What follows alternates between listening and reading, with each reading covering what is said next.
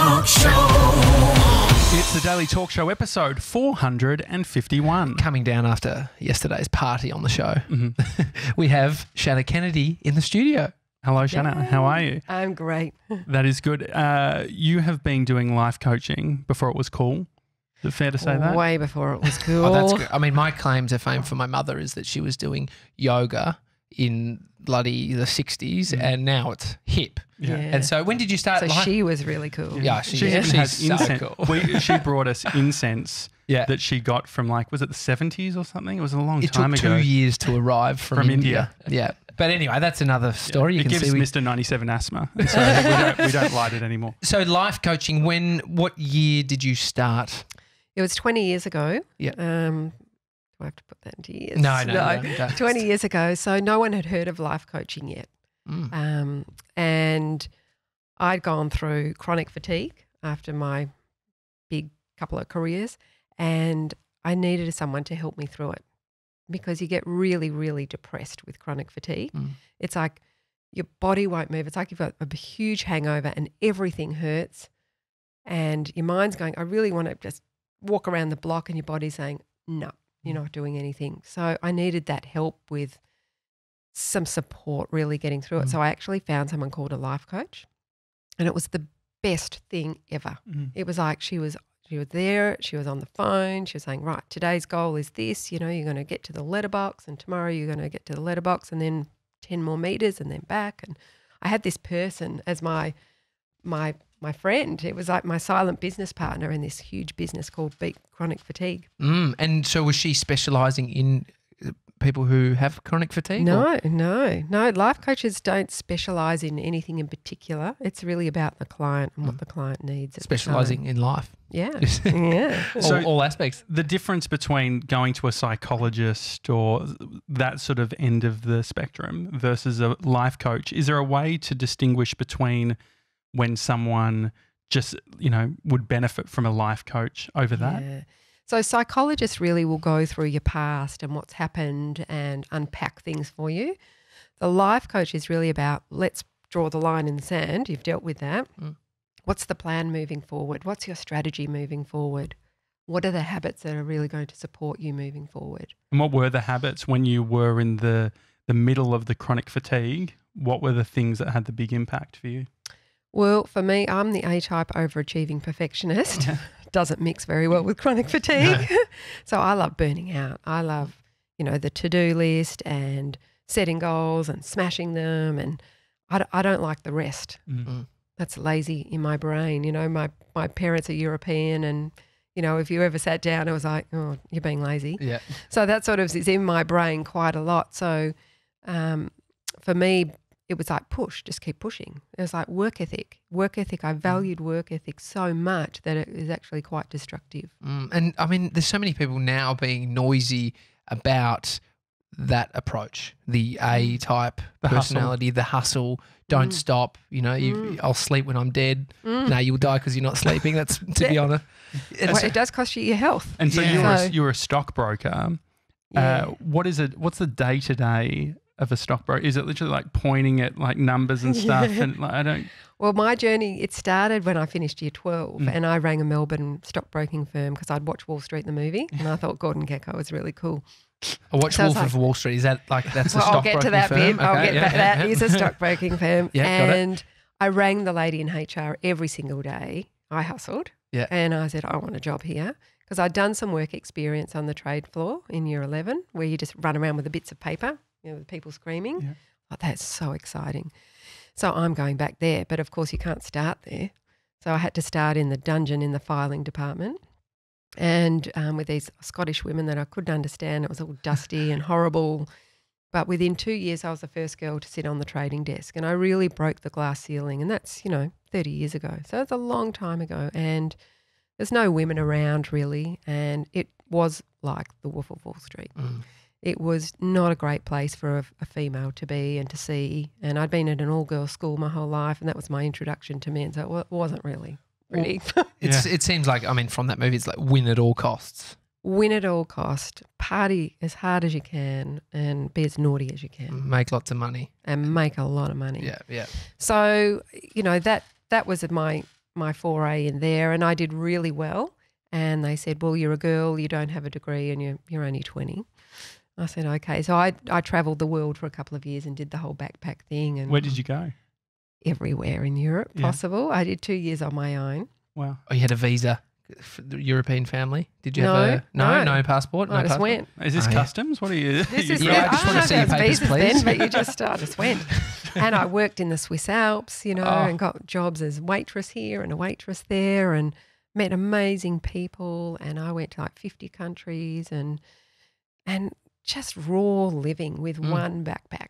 It was just amazing. What do you think it is about traveling? Because I've experienced going over to the States when I was younger, and the approach, the energy, the confidence I had, it wasn't normal. It was like I was. Yeah, I can't explain it because I've always tried to think, how can I have that energy back here at home? But when I get home, it then just becomes, back to the Well, I old think week. there's expectations, isn't there? And there's responsibilities at home, and our families are there, and our friends are there. But over there, it's you are 100% connected to yourself. Is what we were talking about before. People are so disconnected now with themselves. They're on the treadmill of life. And when you travel like that, you are totally in your skin. You know who you are, what you're doing, what you like, what you don't like. You make decisions. And in those days, there was no Google, there was no phone. So I'm sure with you, every time you got into making decisions, you had to think them through. If you missed the train, you had to go and walk and find a timetable, or, you had to solve problems 24/7. Whereas now no one solves problems. They just Google the answer or ring mum or get more money sent over or whatever. That wasn't, I had to ring reverse charges once a month. Wow. And so is there a way of having that experience, our traveling selves, our best selves at home? I think you can tap into it if you're really connected to who you are. And that's a reason why I wrote the book is don't live other people's lives. Really understand who you are. And when you see a 3-year-old look in the mirror, how close do they stand? Yeah, very close. Real close. Oh, my kid, I've caught him just looking, smiling. Yeah, that's Loves definitely, himself. That's a Like tummy- daddy. That's definitely. Well, my question is, do you do that? No, Well, you should. I did a meditation where I was looking in the mirror, and it was a surreal experience. It's a guided meditation on an app, and it is bizarre because it's all about that acknowledging self, and we get so consumed with self. Yeah. And it's like dropping that is a super hard thing to do because every stimulus, when you want to hide, you close your eyes. Little kids closing their eyes when they're young. I'm hiding away from the monsters. We were playing that last night. But that means that if he thinks he's inside by doing that, right? But here is your inside, Yeah. the windows to your soul are your eyes. Yeah. So the first thing we do with clients is, who are you without your job? Which freaks a lot of people out because if we took the job away, they're like, I don't know. I'm like, What do they say? I'm like Peter from Macquarie Bank, or, I'm so-and-so from Richmond Football Club. And take all of that away, and we see when people lose their job or get dropped from the team, the destruction it causes. And a lot of it is because they haven't harnessed who they are as a human being. That's just what you do. That's not who you are. And the first thing to do is go back to the mirror and be the 3-year-old and stand that close and look at yourself. And it's pretty confronting when you start, but when you've done it for a while, it's so liberating. You're looking at your best friend that is there from your first breath to your last breath is you. And we just go on and live other people's lives and dreams. And when we come back to self and we're checking in with ourselves every day in the mirror, and we're asking ourselves, is this really good for me? Is this going to make me happy? Is this going to make me shine? What's my instinct telling me? People make great decisions and they find incredible happiness that way. With your book, The Life Plan, what I like about it is that there's so many questions. Yeah. I guess that's to your point of that self-reflection. We need to work out what the answers are. This isn't saying you need to do this. No. Do you think there is an advice culture that is prevalent at the moment online with people saying this is what you need to do? Yeah, it's massive. Yeah. Yeah. It doesn't work for most people. We are unique, amazing, awesome human beings with a soul, and no one is the same. And there is no recipe for everybody. It's about creating your own recipe for life that works for you. I've listened to you both quite a bit. You're both really different characters, and my husband's really an extrovert. I'm an introvert. I love being at home with the dog and the TV on and some footy on, and I think it's fantastic. And he needs people. He needs to go out all the time. And he's got a massive job, and I'm like, don't you want to rest? So advice for him and advice for me is completely different. And there is a culture at the moment where everyone's going, do this, do this, do this, and you'll feel like that and you'll be like that. Whereas I think it should be questions. Going back in and saying, how will you thrive? Going back to the beautiful 3-year-old in the mirror, and that person, when you think of yourself looking in the mirror when you were little and how free you were, or when you were traveling overseas and how free you felt, and tapping back into that person in the mirror, amazing answers come up. When you're in a life coaching session, do you find that you start to intuitively understand what approach will start to work with an individual? Within a minute. Yeah. But I can't tell them. No. So I've got to take them on a journey where they own the journey. So I always think of a life coach, a good life coach, shouldn't be telling you what to do. They are the lighthouse and you're the boat. And I'm going to shine the light a little bit for you so you don't, make some bad decisions. The rocks. But it always comes back to your values. And most people don't know their own set of values. Yeah. They're like, I don't know. I know the company's values that I work for. But I'm not sure of my own. And so your values are the base plate. What's the difference between an internal voice and anxiety? So we might be thinking something, say the story might be, I'm not really good at ordering a coffee. Like I'm going to get my partner to, my default is if I'm out on a weekend, I'd much prefer to not have that many interactions. And so I understand that I've told a story, which is I don't like having to deal with stuff. I'm very much one to just pay a bill rather than having to try and work out any splitting. I understand that there's internal voice and then there's anxiety. How do you distinguish which things are serving you and which aren't? By asking the questions. So everyone's got stories. We love stories, and the human brain loves stories because it wants the easiest pathway. It's going, let's do what's easiest for me. But it might not be the best thing for you because you're just hiding away from something that could be a great challenge, could give you great joy if you change the story. Yeah. So we always talk about appealing to your better self, and I always think of my 70-year-old self, and the stories that I tell myself, I think, well, is that really true? 100% true. And is my 70-year-old self endorsing that? So my 70-year-old self is saying, yep, get up early and move your body so you can tie your shoelaces up, even though I don't feel like it. That's tapping into, it's a skill. So life coaches should be teaching you life skills to integrate in. Technically, I'm a life coach. I did a life coaching course when I was 19 at the Coaching Institute. Oh. I don't know if I actually finished it, but it was at a time where I was a personal trainer and I wanted to deal with outside of the gym, the stuff that goes on, the stuff where it matters really. The gym's the easy session, to be honest. And so I did this course, but I saw a pack of 25 people that came through and everyone had kind of had their moment where it was a tipping point. They were all like, and there was probably 95% women. So I was this young 19-year-old bloke in this room full of women. Were all it was so I loved it. But everyone had got to a point where they were like, I'm done, and I've done a bit of work on myself, and I really like this. I can have conversations with friends, and I really enjoy it. And they then want to turn that into a job. Well, it's a bit like personal training. Yeah. It's sort of got the same vein of road that it's gone down. But for me, it was completely the opposite. So for me, it was like after, my next job was at Bolle Sunglasses and I had 200 athletes that I had to look after. I was the Jerry Maguire job then. So it was buying and selling athletes basically. And it was seeing the destruction behind the scenes. So we see them compete, these athletes, and I work so closely with them, their families, their girlfriend, their dog, the auntie, whatever it took for them to love the brand.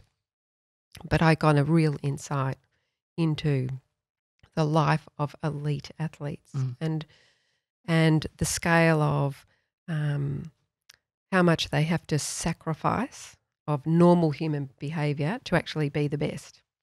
And I saw that no one really cared about them after. So you drop from the cricket team, that's it. See you later. You don't get anything from free anymore. You go from hero to zero overnight. You know, you were a god last week, and this week you're finished now. We've moved on to somebody else. And there was no catch. There was no safety net for them. So I saw a lot of gambling, alcoholism, marriages crumble, people taking their lives. And I just had alarm bells going off the whole time. And when I had chronic fatigue, I was like, because I'd work 7 days a week because sport's on the weekend. I had no off switch. That's total FOMO, fear of missing out. I had to learn self-care and I had to learn what's my life plan as well. And I had to go through the depression of who are you without your job, because I couldn't do my job anymore.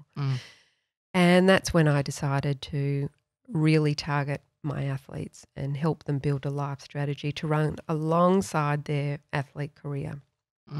Yeah, I mean, the problem with, and people would say this to me when I was at the course, they're like, you're 19, what do you know? Like legit, I had those questions from people. And so what I ended up taking from it was this I just had a great experience learning about this stuff and being interested. And I kind of had the thought of, I won't make this my business. But you also invested in yourself. Exactly. And that's awesome. And, I think a lot of people take a lot of doing the course for themselves. Yeah. They think, it'd be really nice to make a business out of that. But I was 110% focused on making a business out of it and bringing it to the sport world. I was just a little bit before my time because I couldn't quite handle it yet. Yeah. Is there anyone that comes to you that isn't facing a problem? Like, I guess if you go and see a life coach, you're obviously in a corner or you're at a point or a crossroads. Yeah. Are there varying levels of that? Are there people who are so self-aware and in touch that they're doing it before they actually hit the... Well, I get a life coach for myself. Yeah. Because it's an investment. It's an investment. You need someone to ask the questions. You can't sort of answer your own questions sometimes. When you've got a neutral person who's not emotionally attached to you, asking you questions and challenging you outside your comfort zone and challenging what you're doing, it's like having a silent business partner. So the majority of my clients are not at a crossroad. They're very successful people. They're CEOs, they're directors, they're high achievers who say, I want you to challenge me.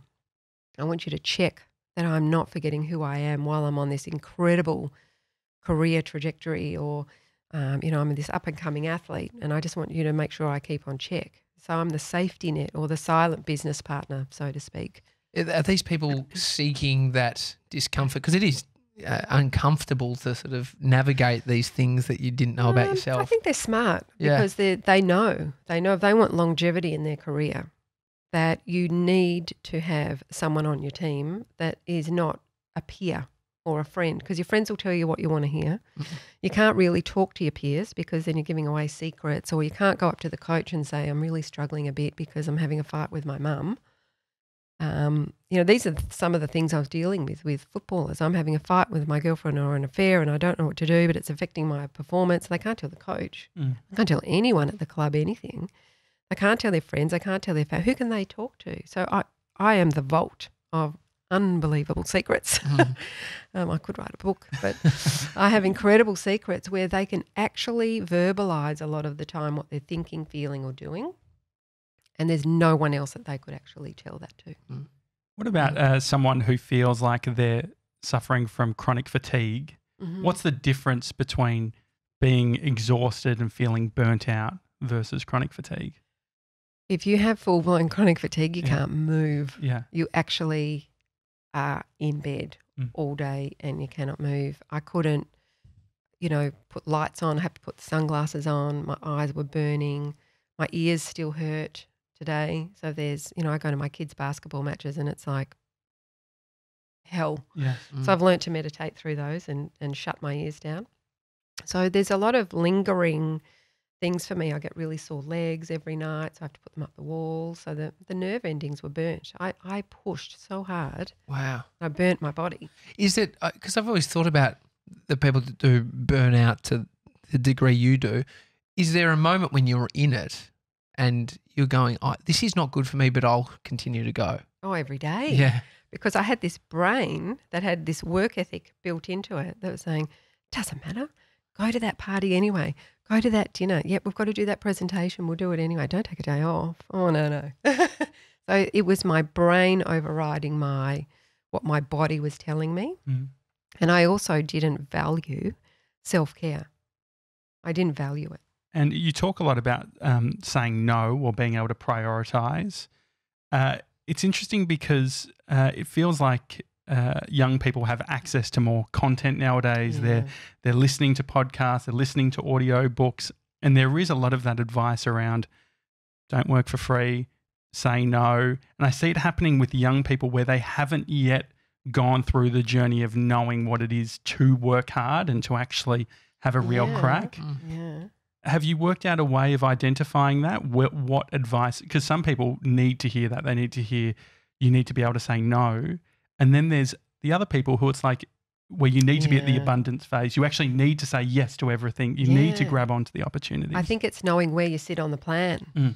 So if we all do 20-year plans, which sounds freaky. Wow. I know. I can't wait to show you. It sounds freaky, but it's really simple. And it shows you the ages and the stages. So there's some ages and stages where you should be saying yes to everything. You should be trying things, working hard. You know, Gary Vee would say, just hustle. do the shit. He's like, just do the shitty jobs. Yeah. So my son, who's 15, I'm like, you're going straight down to Hampton Street and you're getting a job. You're not on my payroll anymore. Red Rooster, mate. Yeah, he's Red Rooster. He's got his CV in there. He's done McDonald's. Good. He's actually going to work for free at the bakery. Oh, good. And I said, you just work for free. You get experience. He goes, oh, but, I don't get paid. Doesn't matter. So it's about, that there's an entitlement that's come through. We've also got all of this information because of technology, which is fantastic and come in with great abundance, and we can learn everything we want to, but people have no boundaries on that either. So it's like opening the liquor cabinet, just going crazy. People need some boundaries. They need to know what's a hell yes and what's a hell no. And for the next 2 years, I'm just going to go and work really hard and know what that pain feels like or that sleep deprivation feels like. But there's got to be some boundary. Well, I think I experienced this when I was younger, the restlessness of where I wanted to be and where I was. And that was a hard time. I haven't felt it anymore. I haven't felt it in many, many years. But it's a super hard time for people who are in a place where they don't want to be and they want to get to. What are some coping mechanisms that you've found gets people out of that feeling of discomfort in their own existence? Because I think happiness is about growing. And if you can put in perspective, I'm here for a reason and I'm learning something or I'm challenging myself with something or I've got to change my mindset. We need to have a project going the whole time in the brain, because the brain is like a computer, and if we don't program it every day with what we want it to think and feel, the 60 to 80,000 thoughts we have every single day will be a washing machine, and 90% of them will probably be negative. So it's about that, going to the mirror and taking control. I'm doing this at the moment. It's uncomfortable. I don't want to be doing it. I want to get to there, but I have to do this first. Make that the challenge. Make that a game. Make that an adventure. So it's really about owning yourself and the way that you think about things. And in terms of, from a business perspective too, because you can really clear. I mean, you can almost be. I find it easier to think about where we're going in the business than it is to do for my own personal life, right? And then, but there's also, I guess that's the closest. It's easier. Yeah. It's transactional. Yeah. I mean, you've got to. We're emotional. Yeah. The business is transactional at the end of the day. I've coached people that have sold their business and that was their heart and their soul and their life, and they got their $30 million and they're shattered. They're shattered because they haven't done anything emotional for so long. They haven't invested in their friendships. They haven't invested in their hobbies. They've got no projects outside of that on the go, and they're completely lost. And I've got to unpack them and then pack them up. Or people love their coping strategies, which is, coffee and alcohol and pills. And they're just destruction. You took a 20-week sabbatical. I did. And so you just, tell me about that. So you just hit the pause button. What was the most interesting was that you didn't make a phone call for 20 weeks. No. Gee, I mean, No. But there's a lot of young people that probably Freak out. Yeah. Well, I think there's young people who have never made a call in their life as well. but the phone thing, not having your phone, exactly. Yeah. Oh, that's, definitely. I mean, It was that's pretty scary. big. That's Yeah. scary. No Well, it was a Instagram. big decision. So when we did the 20-year plan, we saw that there was a 1-year window that we could take our kids out of school and have a sabbatical, the dream in the RV, without doing homework, because I was not interested in doing any homework. And it was my husband's 10-year long service. We said, should we do it? And we said, yeah, we'll never, how can you regret it? And I'd built my business up. I'd written books. I had this thriving business. Life coaching was just becoming like, I think we understand what it is. And I was going to walk away. Like, oh no, everyone's going to take my clients. And you read in the book, it's really scary. What if we don't get along 24 hours a day, 7 days a week with 2 kids? Like it was really confronting. Everything about it was confronting. And the minute that we got on the plane, we never looked back. We gave our kids the best experience. We had the most amazing family bonding time just by living in the mountains, RVing, Our kids got the best education in RV parks that you could ever get, because very unusual people live in RV parks. Is there an argument to say, well, why don't you just do that full time? Why make it a sabbatical? Why not just have that as your default life? Because after the 20 weeks, we came back saying, oh, we really want to do another 10 years of amazing work. Because we get both of us love our jobs. He's a CEO. We get so much satisfaction in what we do. We both really believe in helping human beings and doing the right thing and teaching other people. And I think it's really important that if that's your passion, his passion's always been snow, and now he's CEO of Ski Australia and Snow Australia, and so he picks the Olympic team and he commentates at the Olympics. He's living his dream on the snow. And for me, it's really about educating people on wellness and life skills that no one really taught me because they weren't available. Yeah, it seems like there's a paradox with freedom, because I feel like, say on a Sunday, I'll say I'm not going to do anything today. And it's normally when I have like a crisis moment because I have no constraints. You just got off the treadmill. Yeah, well, I can go on. I'm just going to do whatever I want, and it's just like watching TV and eating shit food. Yeah. Look out, he's wild. A real wild You're Sunday. crazy cat. I know. And so, like, there is something interesting. Is that a misconception that with freedom there's happiness? Well, the whole sabbatical for us was about life experiences. It wasn't about freedom. And I think what we want to do is build in life experiences. And we need to build our diaries so that we have a sense of freedom. So if it's a Sunday for you where you can do that and that fuels up your tank and you feel like rebellious, that's awesome. So we need to build in what you think your sense of freedom is. For me, going to a yoga class at 9:30 in the morning is freedom. While everyone else is at work, I'm like, oh, I've really nailed this. There's a reframing there, isn't there? Like, I remember the most success I've ever had food-wise was when I was switched from saying I can't have that to I don't want that. Yeah. And so is that part of it? Is part of it saying, because there's more fun things than yoga, but if watching TV and but for me, YouTube, me it means choice. Yeah. I'm living the life I choose, and that's success to me. Yeah.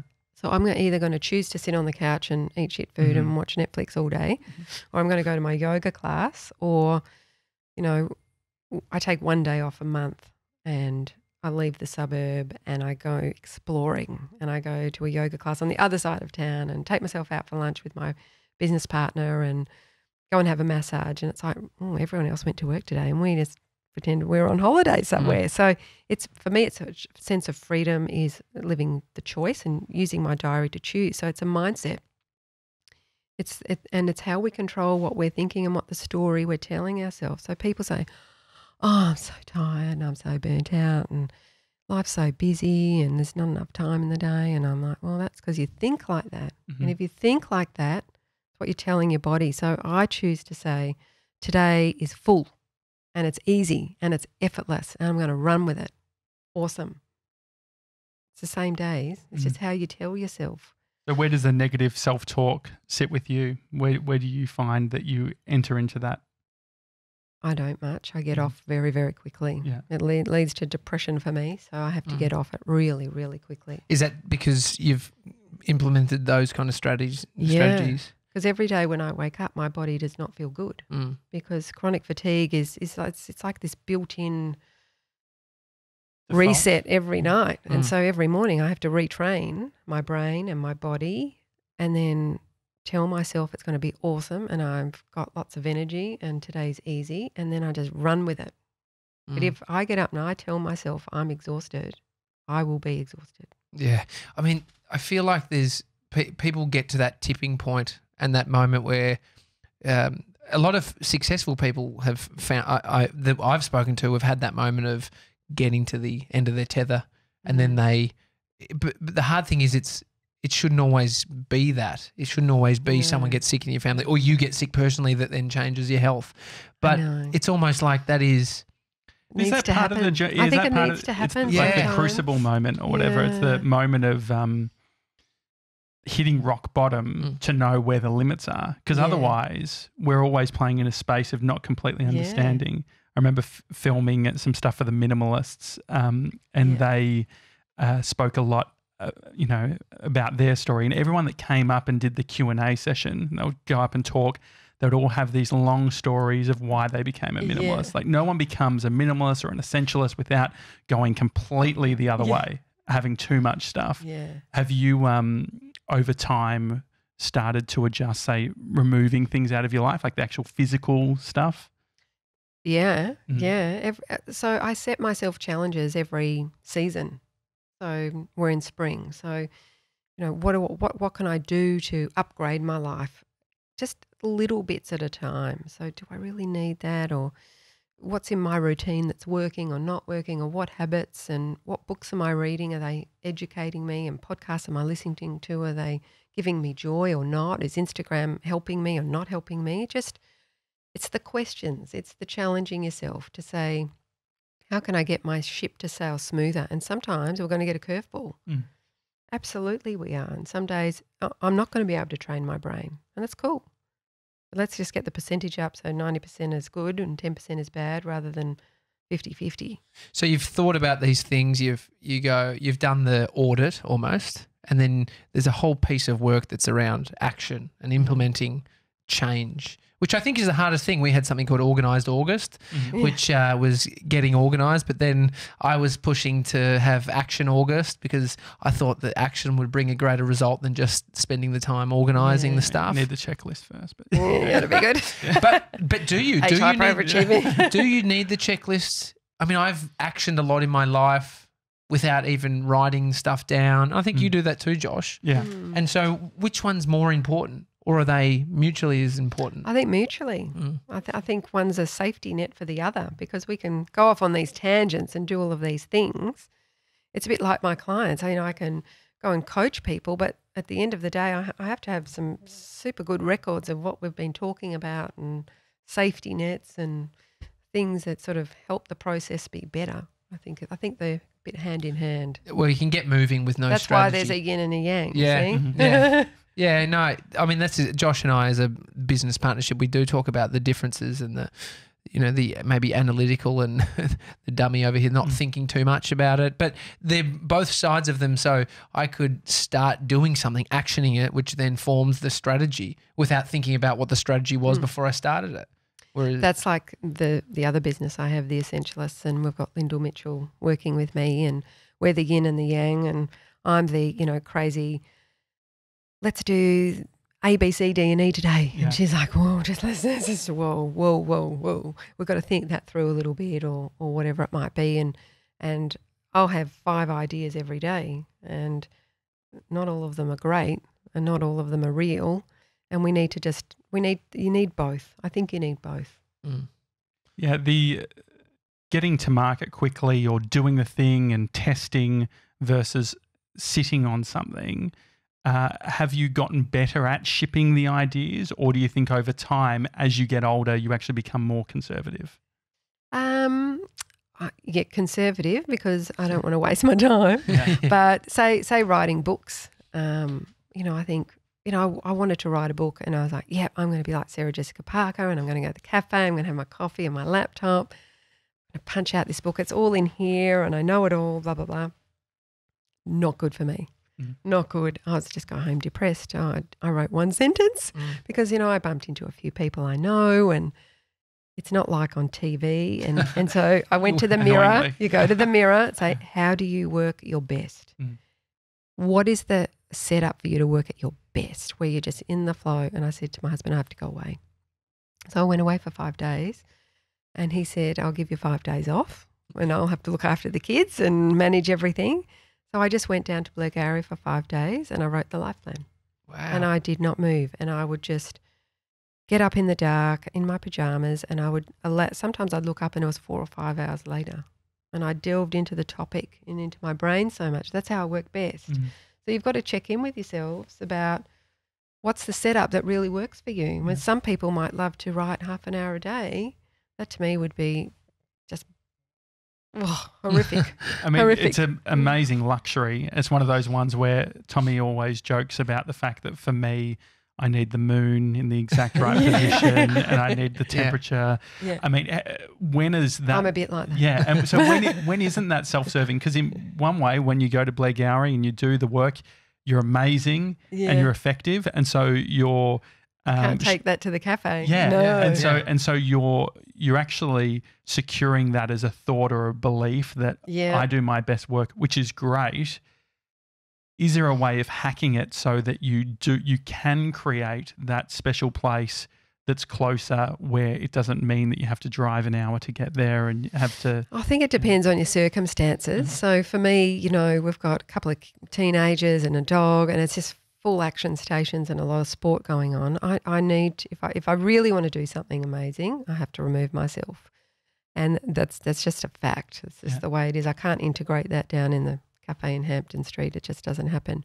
But I do challenge myself also to not become too stuck in that mentality, and to keep allowing myself to flow a little bit and not get stuck. So we always say life is like a river, and you want to flow. Don't get too stuck behind those big rocks, because it becomes a bit stagnant, and that's where all the mosquitoes breed.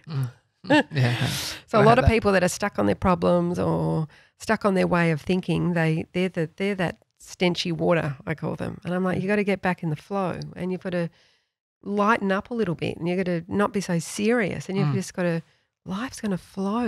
We get too bogged down on these little micro details sometimes.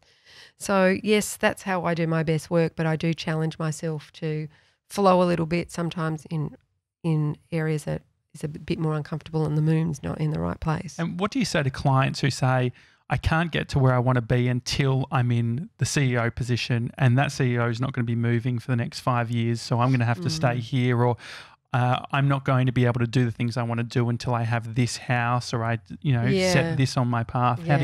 How do you coach through something like that? Well, I think you've got to believe you're already that person. And what would that person be telling you to do today? You've got to tap into that person and that dream and that vision. And we do a lot of vision creation work where, who are you in 3 years' time? So how old are you? So we just think about how old you are in 34. 3 years' time. That's how old you will be, yeah. 34. I'm 29 this week, so that means I'll be 32. Right. Right. So tap into that person. Bronx doing maths. We should do that as a snippet. That's great. She's like calculating over there, like, oh. So for me, I'll be in my 50s, and it's about embracing that and saying, well, what do I want then? So I'm pretty clear I want to be the CEO of the house or whatever it might be. But it's about having the dream and being excited by that, but then coming into today and going, I want to rock today, because I know where I'm going. I know where I want to drive my car. I know where I want to get to. So how can I make today an awesome part of the adventure, and not just I've got to drive along to get to that spot. You've got to really, I think if you do have a great vision and you're really emotionally connected to it and you really want it, you can really dip into today and really enjoy it and challenge yourself and look for the opportunities. I really enjoy going to a cafe and just doing a bit of work from a cafe and having a coffee and just, my favourite place. And Sarah Jessica Parker. Yeah, almost. But I had to realise I like doing emails there. Yeah, I like doing emails. What I realised though was when I was at this particular cafe in the window. I don't like going to the cafe if I'm actually really busy and I've got actually a lot of shit I need to get through. I enjoy when I haven't got much on, and then that's the piece. I'm just in my laptop, I might shoot one off. But this is that freedom thing you're tapping into when you're a traveller. Like that's how you're behaving. Like you're this nomad, and you're probably tapping into that. But the hard thing to rectify my brain is there is a lot of work, and I've seen what they've done here and any of the successes I've had in my life. It requires a whole heap of work, and sometimes it's a bit crazy. And so I then look to that moment of me in the window in the cafe having not much on as the destination. Yeah. But then I struggle going, that's actually not going to get me to where I want to go, sitting in the window. There's no friction there. Well, maybe it is. Yeah. Maybe it is, because it's a bit like, we're talking about athletes and for you boys as well, and for everybody, every human, we need pauses. We need, it's like, I'm going to write a book called Life's Like a Tomato Plant. We need pauses. We need, you water it a little bit. We can't just flood it and then nothing and flood it and nothing. So we need, like with the athlete, they go and compete and they train and they train. And the hardest part for them is the time off, because that's when you're refueling. But your brain's saying, Johnny over there is still training, so they're going to beat me. But actually it's your refueling and your pausing that's going to make you really powerful at the finish line, because he's going to be burnt out and exhausted. So it's about valuing those pauses, or allowing yourself to be in that cafe and having the coffee and enjoying that, saying this is also a really valuable part of this journey, because the things are dropping in your brain and your thoughts are dropping, and you're giving yourself a bit of space. Space is powerful. And overwhelm is not nice. What's your approach with overwhelm, and when people, because I could imagine a bunch of corporates. Well, none of them can breathe. Yeah. So no one can breathe. They're doing the shallow breathing. You see people running around like, I'm going to run to the toilet. I'm going to run back out to do some more work. And it's you can watch it. And it's beautiful to watch when I go into corporates, and I'm like, wow, look at all these minions. No one's breathing or connected to themselves or powerful. It's the ones that walk slower. It's the one that are breathing properly. They're the people with a presence. And they're the powerful ones with an aura, not all the crazies. So it's about, overwhelm is about checking in with the mirror and saying, I'm just overwhelmed and my heart's racing and I can't breathe properly. And it's about, what is your tool and your strategy to slow it down? Because it's in the slowing down that we can be powerful and move forward. What are the causes of overwhelm that you've seen in your clients? No boundaries. No great habits of structure. So we talk about the bookends of the day is how you start and finish the day, your first and last hour of the day. And what are the habits that you have so that you feel grounded and supported and you're breathing properly and you're connecting with what you're doing and yourself, and the rest of your day can be manic. But if you have none of that, from the first thing you touch in the morning is your phone to turn the alarm off and then check everything and start all these stress responses, and you run through the whole day and you finish the day with the phone in your hand, scrolling a bit more and shoving a bit more into your brain, how can you possibly be performing at your peak? It's not possible. I've got disappointed in myself at times, and having a young child, where I don't get much time with him in the day because he goes to daycare, I'm at work, got to pay the bills. And then that night time where I might have an experience of overwhelm or lots going on, or just a bit brain fried, and then you end up being in that zone. And then I go, I need to spend time with my son. That's boundaries. So, in our house, everything by 9 o'clock is off. So my teenagers don't like me very much. You're getting a spa, so you're making up for it. Yeah, we've got this hot tub in the backyard. Yeah. So, and no one's allowed to have any technology in their bedrooms. So I have to be the role model for that, to teach them we don't want to sleep with a phone. That's your safe haven. That is where you're going to sleep. That is not where we're going to fire up the neural pathways in your brain for addiction and gambling while you're in the safety of your beautiful doona. So when you have boundaries, it's really interesting. After I take the phones away and the iPads and the laptops and everything goes away. It's a big box now to go around. We've got a cupboard. We've got a big cupboard, the four of us. Yeah. So it's really amazing. The whole energy of the house just goes, oh, thank God she did that. And then we start talking.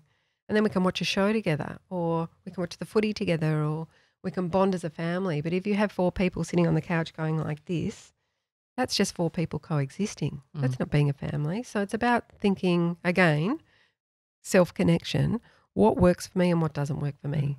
And I know when I'm aimlessly scrolling, I get overwhelmed. My brain just starts going, I could do more, and why aren't I doing that, and why aren't I doing that? Why am I not doing what that life coach is doing? And she's speaking on that stage and I want to speak on that stage, and it is not healthy. So the boundaries are really, really important. Feels like there's 2 types of people when they go on holidays. It's either the ones that will put an autoresponder on for their email, or the ones that will, and they'll get back to you when they're back, or there's the ones that will be constantly checking their email and sorting it out, because the idea of coming back to a big inbox is more stressful. So you got to do what works for you. That's this recipe thing. So I know with my husband, there's no possible way that could happen because his athletes are competing all over the world, blah, blah, blah. So when we travel, it's really funny. We go, okay, we'll have 20 minutes in the morning after breakfast, after we've been with the kids. Everyone, you can check your stuff.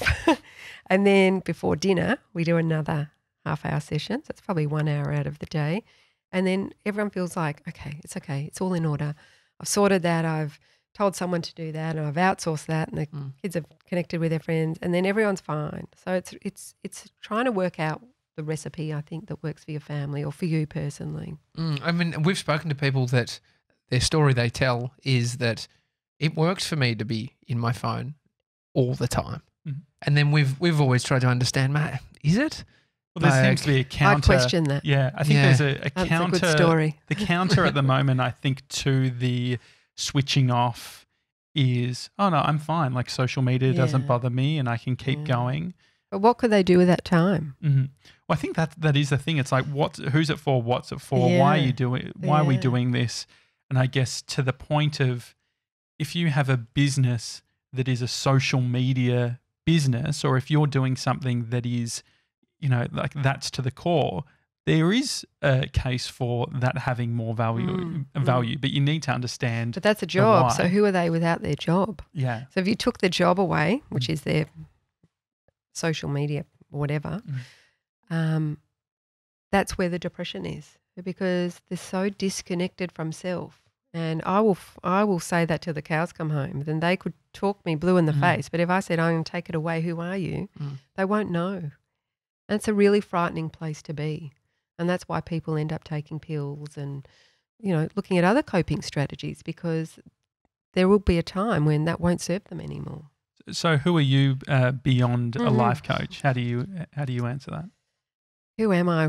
Well, life coaching is what I do. But me, the person, I'm motivated. I love my yoga. I love walking. I love my family.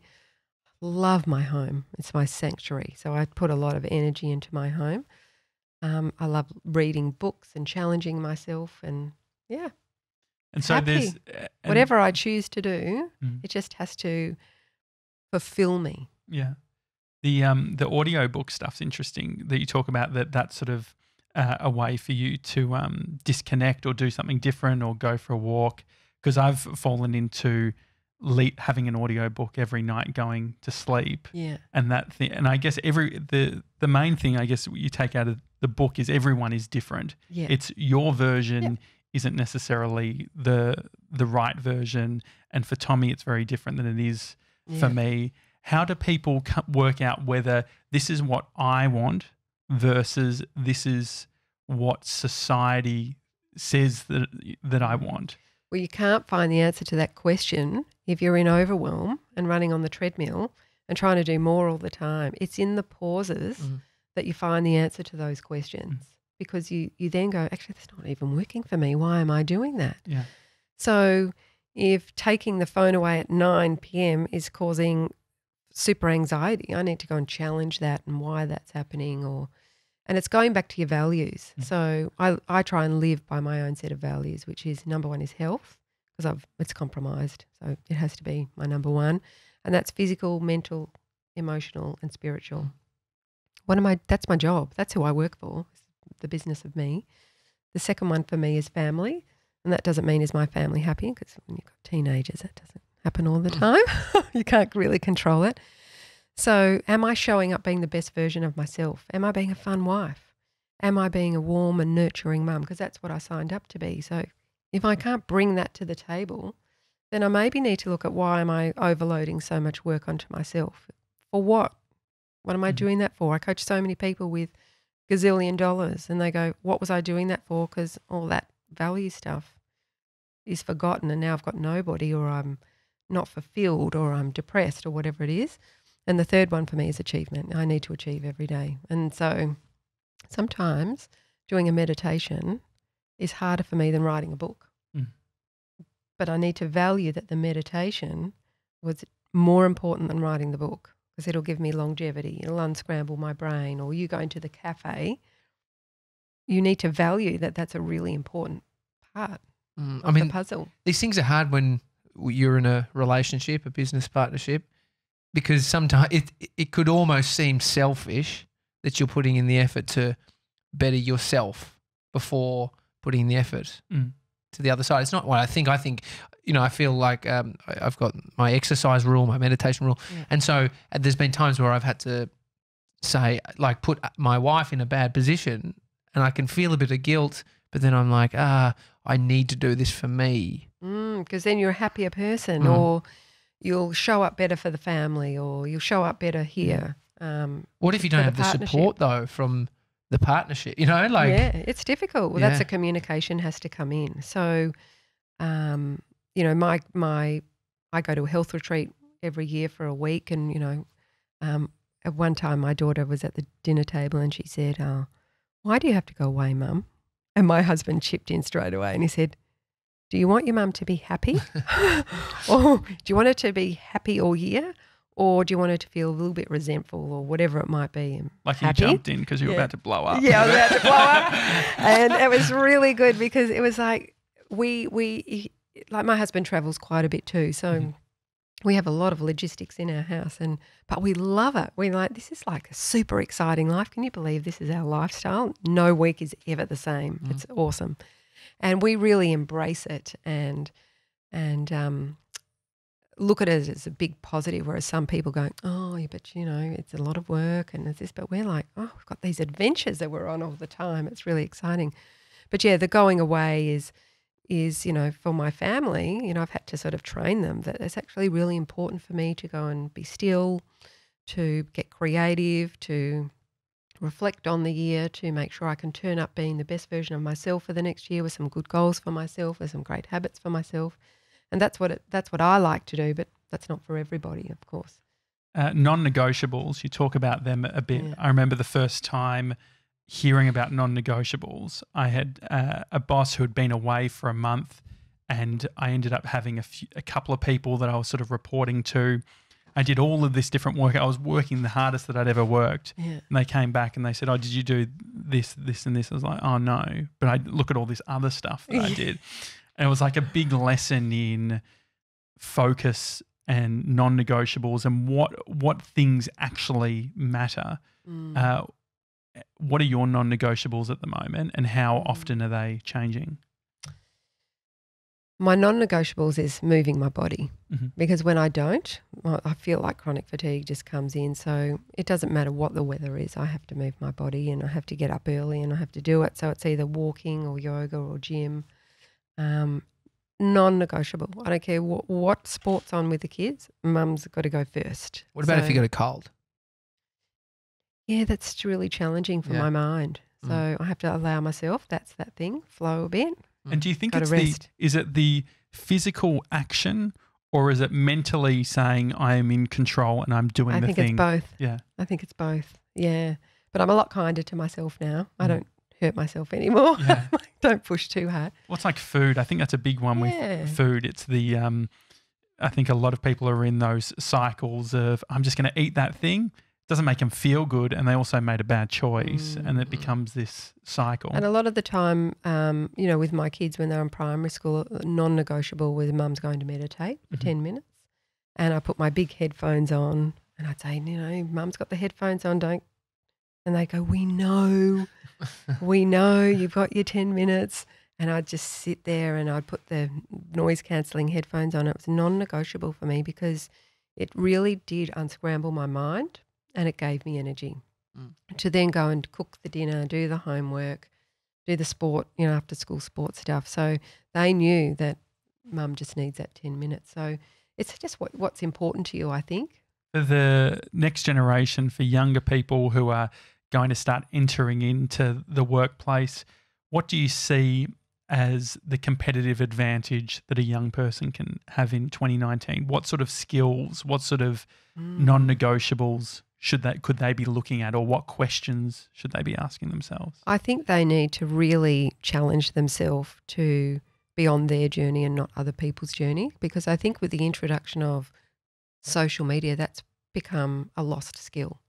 Whereas, when you were, well, you probably weren't my age, but at my age at school, if so-and-so wanted to be a nurse, they just wanted to be a nurse, and you wanted to be a secretary, you wanted to be, there wasn't this, oh, well, everyone's being a nurse, I should be a nurse. You were sort of, there wasn't all this comparison in your face the whole time. Whereas now it sort of follows you everywhere, what everyone's doing, and it's this underlying obligation that, yep, I'll just fit in and join in.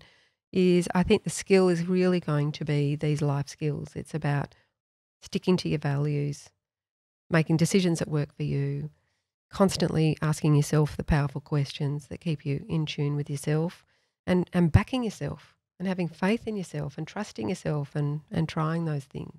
There's also a move in this world, it seems, to remove friction. So it's like food delivery is really easy. The amount of human interaction you have seems to be reducing. When is friction good? When is finding the easier path good versus when should you lean in the thing that's going to actually take more effort? Well, it's about your values. Like what do you think is important? So, for me, food's not that important. I'm not a foodie. So for me, it's just food and I just eat it and try and be healthy. But some people are really obsessed by it and want to put all the time. My business partner's a full foodie. So she grows her own vegetables. The amount of time and effort that she puts into food is staggering. But that really fulfills her and is important to her. For me, not important. It's just fuel. I'll put in good fuel, but I'm not putting in all the love and the energy. Is there a mindfulness still to that? Because I guess you can, when you think about that sort of stressed, overworked person, they're making unconscious choices where they're just eating crap while they're driving and they're doing so it's about checking in with yourself. Is it working? So for me, that works because breathing is more important to me. The slower that I can breathe, and when I'm driving my car and I push the bottom half of the seatbelt out, that's my challenge. I've got a little sticky on the dash that says breathe. If I can breathe and podcast, it says, so if I can breathe and learn something while I'm driving, I just feel powerful and I can be creative and I can do anything I want and I can solve all these problems. And that's my little strategy. But for her, it's silence and nourishing. So everyone's got their own, no one's the same. So that's why I don't like to give advice, because you've got to really tap into what are the things that are going to be important for you on your journey. But I think for the next generation, it's self-connection, because they've lost it. They don't know. And even at school, everyone that does the running race gets a ribbon. Everyone wants just to be the same. No one wants to stand out anymore. It seems like the formula for, varying success is sticking at something, but the hardest bit is working out how to stick at something. Yeah. So showing up every day or going to the gym every morning, like all these things sound super easy, but the complexity is in the actual action. The soft skills are the hardest, absolutely. Yeah. So it's what do you do to support yourself to be able to do that is really important. So for me, there's reminders on my phone, my mirror in the bathroom. You'll just laugh at this, but I use whiteboard markers. It's full of words. Great. It's full. So it says, today is easy and effortless. I feel terrific. Responsibility versus blame. My values are big and in the middle. So every day I'm in the shower, I can just see. That's how I'm programming my brain today. So most people don't have a visual, and that's why they fall off. So if you had your screensaver as someone lifting weights and you wanted to go to the gym every day, well, if you saw that person every single day, in your brain, it would help you go to the gym because you'd be connected to that person saying, well, they didn't get those muscles by sitting on the couch. Yeah. They got them before. So you need that reminder, I think. So you need to have a strategy. That's why I call myself a life strategist and a life coach. But you need a strategy to support the goal. And you can't just say, I think I'm going to eat healthier or, yeah, I'm going to go to the gym every day. You need a strategy. What time? How does it work? It's like brushing your teeth. You know that brushing your teeth was drilled into you as a child. You know, you're teaching your kid to do it twice a day. So that it is so ingrained that they don't even think about it. So for me, it's so ingrained I don't think about it. It seems like Australians could potentially look at some of this stuff and be like, it's a bit wanky, you know, like focusing on this or that. Has that been something that you've had to push back on? Are there people who are like that don't want to enter that space of having the, you know, the stuff that will actually help them, the self-help, and then pushing back on it? Sometimes, like I get a lot of inquiries and I can tell in a minute, oh, it's going to be a draining client because they're not going to do it. Whereas I tend to say I'm full to them and I don't take them because it's just draining. They just want a cup of tea and they want to talk about what they want to do, but they're actually not going to do it. They're not ready. You've got to be ready. And I think until you hit that crisis, as we were talking about, that's when people are ready. That's when they make great change. Or they're people that are real go-getters who think I need a bit of support, but I need a strategy and a structure. They do it. They are awesome. And sometimes some people email me every day. Yep.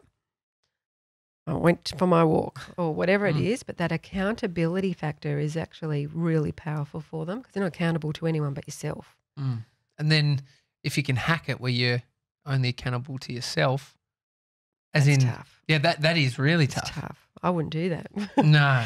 Because I don't often feel like getting up at 5:30 for myself. Is it your husband next to you? Yeah. Get out, So let's he's go. like, come on, let's go. Or I've got to meet my friends at the corner in the dark under the lamppost. And if I don't go, they're going to call me soft. So I've just got to go. And it's a bit windy and rainy. And I'm like, oh, I don't want to today. I will cop it so badly that I go. Or I've booked the yoga class the day before. So everything is booked the night before. So we say tomorrow starts today. Everything tonight I know is going to happen tomorrow. So the clothes are out ready. So I would feel so guilty if I didn't put those clothes on. So it's a structure. But doing it all just for yourself is pretty dangerous. Yeah. I mean, Josh and I sticking at this podcast, it's definitely been the two of us. When I don't feel like it. Supporting each other through. Yeah. You're a craftsperson as well because like looking at the life plan, your book, it is one of those books that you can have on your coffee table. Amy got in bed last night, my wife, and she said, are you reading a cooking book? Like it looks beautiful and it looks like it's a coffee table book is what she said. I see, that's music to my ears because I went to Penguin. I said, I want a Donna Kaye cookbook. It's life skills. And they looked at me like, what do you mean? And I said, all the books on the shelf are so boring. And they've got great content, but I can never get through them because they're too boring. It's too long in one topic for me. So how can I give them short recipes? So it's like the Jamie Oliver, meals in 10 minutes. So each skill is broken right down into what's essential and how to do it, etc., and what the powerful questions are.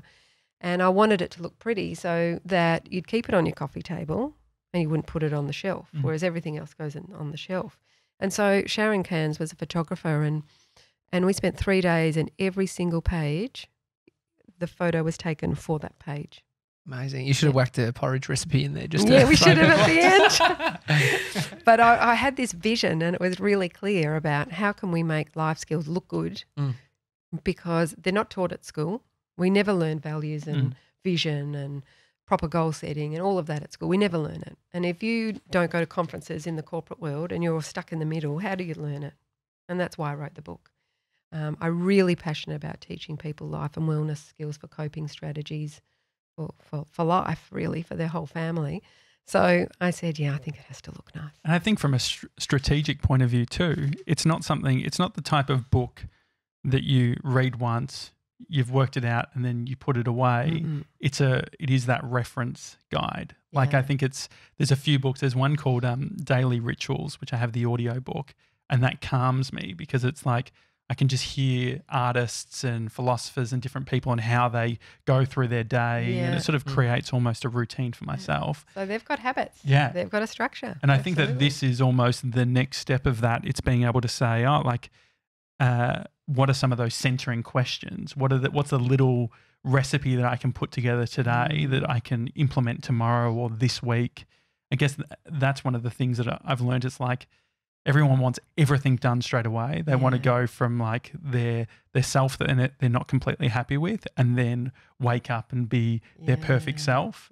I guess this is a great reflection on that these things take time, and you need to iterate, and it's one step at a time and one action, one routine, one non-negotiable. And you need to embrace that Yeah. and love it. Absolutely. And so it's this awesome, exciting journey to get back in control, to get off that treadmill of life that's overwhelm and everyone else. And it's this really fun ride because you're checking in with yourself every day. You've got your values there as your base plate. You've got your vision. You've got some goals. You've got some great boundaries. And if that's who you work for, that's who you are without your job. Yeah. And that's a really fulfilling place to be. And a lot of the people who are high achievers come to me and they lack fulfillment. It's hollow. Well, it's never too late to work out your values. Yeah. Never too late. Never too late. It's super exciting. Yeah. And when they do, the light globes go on. They're like, this is awesome. Yeah. This is my new job. And I'm like, yes, this is the best job. That's so good. Shannah, thanks for coming on the show. I think it would be very cool. I think what we should do, TJ, is pick a page each, fill it out, and then post it on our Insta stories and see how different. Great idea. I love the options of the values. So there's like a bit of a menu, Yeah. which I think it's helpful because the thing about questions being written somewhere is my brain doesn't come up with these, to be honest. I'm not that smart. Mine either. You're smart enough to Mine put them either. here. Yeah. What's the overwhelm? If you try, it's the paradox of choice. If you've got too much, if we don't have constraints, Yeah. it's very hard to move forward. And especially when you are in the fog, you are in the dip, everything seems way harder. Yeah. And so this is that recipe of being able to say, here's actually something that I can focus on. This is about clarity. So I get emails every week. I read the book. I've got clarity. I have a clear vision now. I've got all the fog has gone because I've just totally centered myself again. So you pick it up and put it down, once a year or whatever. You'll recenter yourself, you'll reground yourself, and you'll find clarity for the year. Awesome. Thank you so much for coming on. Pleasure. Thanks for having me. It's a daily talk show. Hi at thedailytalkshow.com if you want to send us an email. If you've enjoyed the show, take a screen grab, share it on Instagram. Also, Apple Podcast reviews are appreciated. Otherwise, we'll see you tomorrow. See you guys. Thanks for having me.